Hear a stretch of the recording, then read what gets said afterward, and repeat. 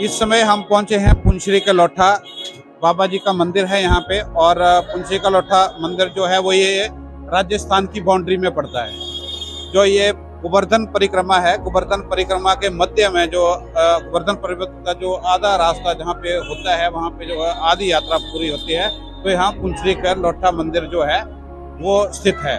पुंछरी के लोठा मंदिर के बारे में हम आपको जानकारी बताएंगे और उनके उसके इतिहास के बारे में जो है जो यहाँ हमारे एक मंदिर के प्रबंधक हैं या पुजारी हैं, इनसे हम बात करेंगे। पुजारी जी नमस्कार। राधे राधे। पुजारी जी, यहाँ मंदिर के इतिहास के बारे में हमें जानकारी दें, मंदिर के इतिहास के बारे में। और पुंछरी के लोठा बाबा जी कौन थे? ये श्री कृष्ण भगवान के बाल सखा थे, ये मधुमंगल।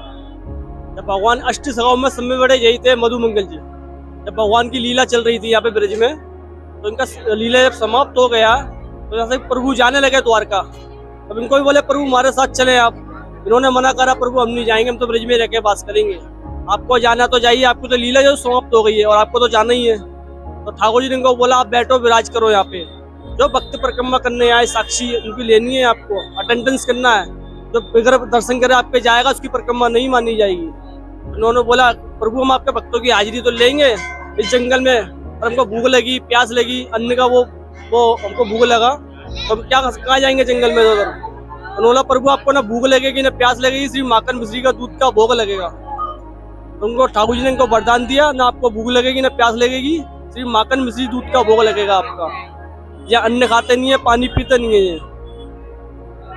जब भगवान इतना बोल करके चले गए तो पीछे तो गोपियां ने, उनकी भगवान की 9 लाख गोपियां थी। अब वो रो रही है, विलाप कर रहे हैं, हमारे ठाकुर जी किधर गए, कहाँ गए। तो उनमें से गोपी एक कह रही है हमारे गिरिराज जी पे चल के, उनके मित्र बैठे हुए हैं, चल के उन्हीं से पूछ लेते हैं। तो एक गोपी कह रही चलो उनसे पूछते चल के। सब 9 लाख गोपियां यहाँ पे आई, तो आपसे ही मैं बोल रही है गोपियां।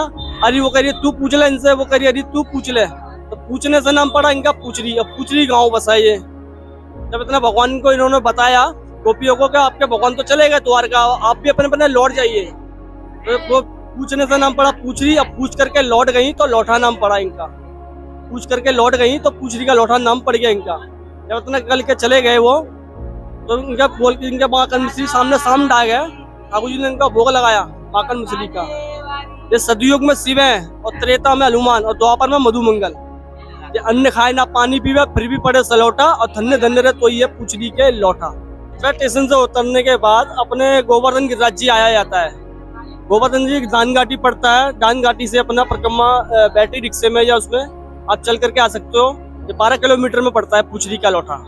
ये प्राचीन मंदिर है, ये साक्षी। आप यहाँ पे दर्शन करोगे तभी परिक्रमा मानी जाएगी। ये श्री कृष्ण भगवान के पाल सखा है, मधुमंगल है। ये राजस्थान में पड़ता है, 6 किलोमीटर बाद। ये भरतपुर राजस्थान डीग ये स्थाप है यहाँ पे। यहीं से भगवान द्वारका चले गए थे। उनके गिरिराज जी के यहाँ पे चरण है और चरण कमल पर बैठे हैं हमारे मधुमंगल जी। मधुमंगल बाबा जी यहाँ पे जब पर्वत उठाया था तो उसमें साथ थे? हाँ साथ थे। उन्होंने इन्हीं के सारा बल था। हमारे श्री कृष्ण भगवान का तो चिन्नी उंगली सारा बल तो इन्हीं का ही था। जो सोटा लगाया अपने हाथों में इन्होंने डंडा लेके, सारा बल इन्हीं का ही था।